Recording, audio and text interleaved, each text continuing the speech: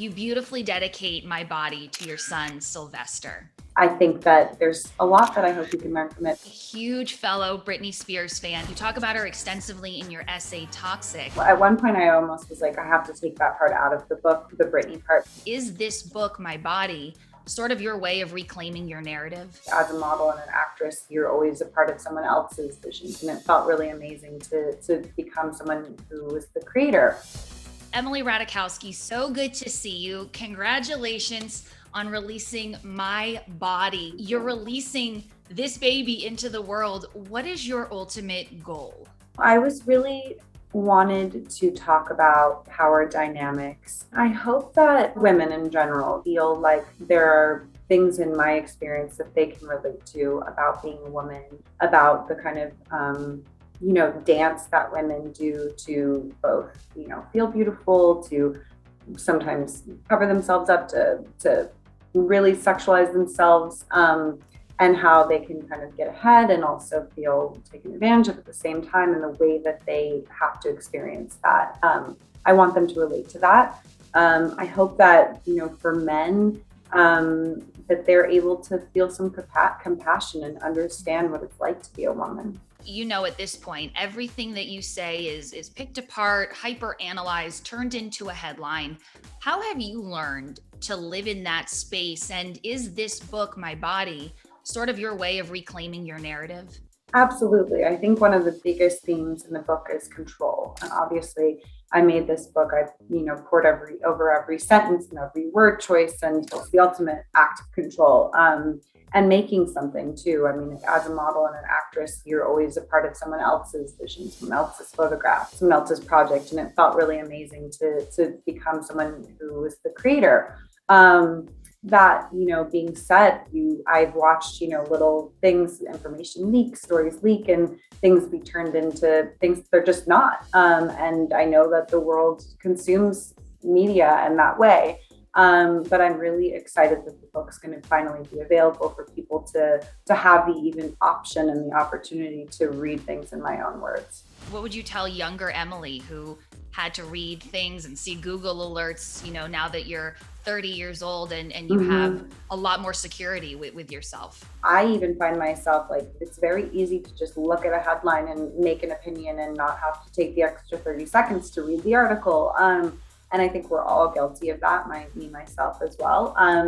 So I think that, just in general, now being someone who's in the public eye and has experienced that so much, I really encourage people to have a healthy little bit of disbelief and wanting, and just understand that these headlines are designed for people to click on them, essentially. Read the article before you share it. How about that? Yeah. Right? Yeah. Two-parter here. I'm curious, which was the essay that was hardest to relive as you were writing it? And which one is most daunting about releasing it into the world? Hardest to relive was Buying Myself Back, which was published in The Cut a year ago. When I first wrote it, I thought, oh, wow, this was really bad writing and I'll never share it again. But I just had to write about it for myself, and that's fine. But it took sort of other people and me revisiting it and saying, okay, actually, I think this is worth sharing. And then the one that I'm, the most nervous to put out in the world, but it's sort of already happened, is Blurred Lines, because I just didn't want to write it because I knew that the headlines that were, going to come out of it, that it would turn into this juicy bit of gossip, and that, the other more nuanced, or even just the nuance of that particular story would be lost in the media frenzy. I know. And how are you feeling about all that? I'm feeling okay now that the book's about to be available. I feel just really happy with the way that people are talking about the book, and I'm just very much looking forward to the public having access to it.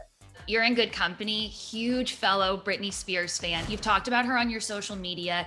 You talk about her extensively in your essay, Toxic. Have you sent her the book? Have you had a chance to connect with her? I haven't. I feel like a lot of people are kind of sending her things and, whatever.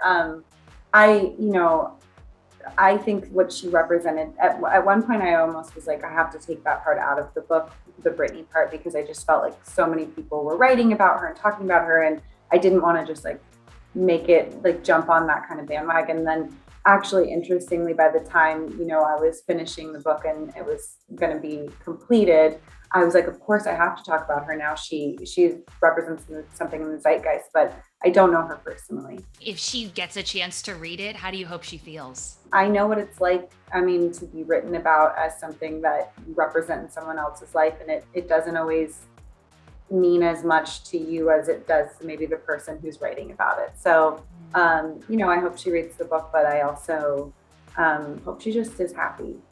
Yeah, I know. I think that's what we're all feeling inside, right? Yeah. You beautifully dedicate My Body to your son, Sylvester. And I imagine one day he'll grow up. He might be curious about the book. He might want to read it. Are there parts where you're like, oh gosh, maybe you could skip over that part? And is there a part where you're like, I hope he pays special attention to that? I dedicated the book to him because I wrote about these experiences to make myself the best version of a mother that I could be. And that's, I think really it was about love, and that's why I wrote the book. And I think that there's a lot that I hope he can learn from it. But again, he's such a baby right now. I'm just interested in keeping him safe and happy.